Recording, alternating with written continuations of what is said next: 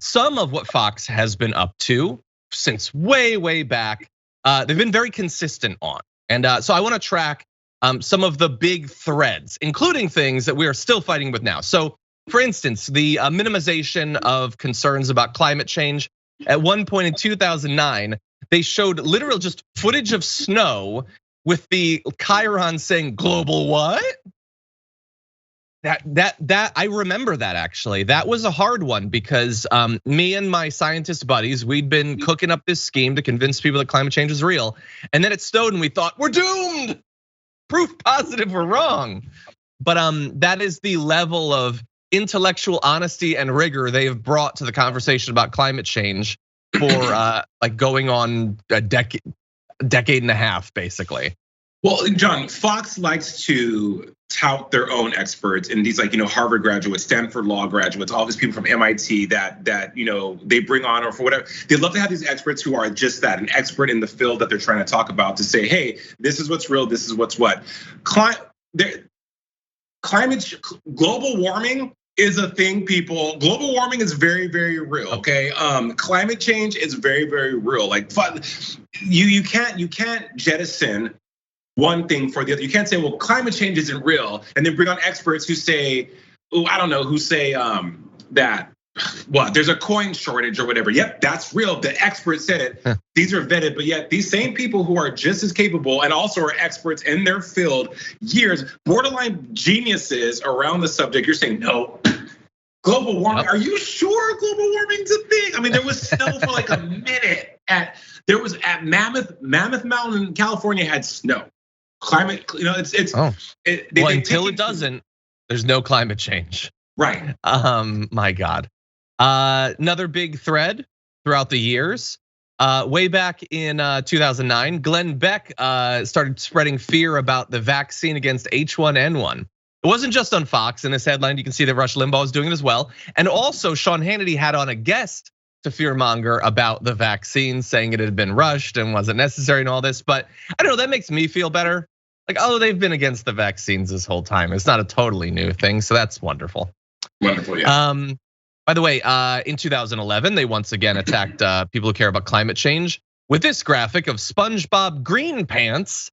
They were blaming SpongeBob for indoctrinating children about climate change. The graphic design is their passion, and so are chyrons. Anyway, let's see some of the support for police violence and opposition to popular protest in 2011. Fox host Megyn Kelly said pepper spray that was used on protesters is a quote food product essentially. That's a good point. That's a good point. When you pepper spray someone, it's food. It's food. Like they spray like it was peppercorns from Italy. Megyn Kelly, God bless her soul. Now, she's on YouTube doing really cool, very well lit YouTube videos, by the way. And I gotta see this. No, the Megyn Kelly show is now on YouTube. Yeah, seriously, Megyn looks great. I'm as good as Megyn Kelly now. Not because I've gotten better, but because she's gotten worse. I'm being ridiculous, but Megyn Kelly, I was giving her a lot of passes. I read her book. Stand for something or settle for more. And I was like, Megyn, I'm here for that. But that complete regression on how I feel about Megyn Kelly. Wow. Okay, really fast. I'm gonna quick fire some at you, and then once I'm done, you let me know what you think. Okay, so that same year, 2011, Fox contributor compared food stamps to a diet plan, saying she'd look fabulous if she had to use them. So why are you worried about not having food? You get thin or whatever. Let's see, in 2013, there was this YMCA facility that allowed Muslim girls privacy while learning to swim. They said that that's evidence Sharia law is now changing everything. If it was any other like fundamentalists that wanted special privacy classes, Christian, Jewish, whatever, they would never have said this. Let's be very clear about that. Sure. In 2014, Jesse Waters said that the statutory rape of a child isn't as bad if the female perpetrator is attractive. And Tucker Carlson said that reporting statutory rape is, quote, whiny. Well, you say, okay, like whatever. And you know what? Tucker Carlson says that about statutory rape until until something that's close to him takes a seat at his table, right? People always want to say something is whatever until it enters their life, and all of a sudden then they become over over, I won't say emotional, but then they become more of a victim and they want everyone to share in the trauma, everyone to share in the pain. 100%. Final two for Bill O'Reilly. 2014, he said that black people should have the words, quote, "don't get pregnant at 14" on their t-shirts.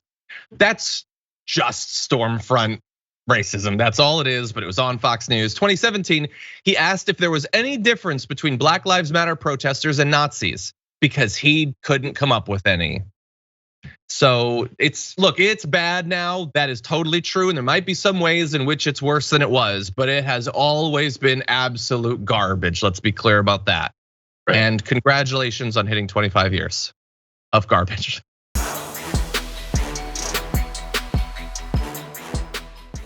Check out the Damage Report podcast each day, wherever you get your podcasts, whether Pocket Casts or Stitcher or iTunes. You can join me as I give you the news and stories you want, with a range of co-hosts and interview guests jumping in on the fun each day. Again, that's the Damage Report, wherever you get your podcasts. And if you get them at iTunes, don't forget to rate and review. Sometimes I'll read them live on the show.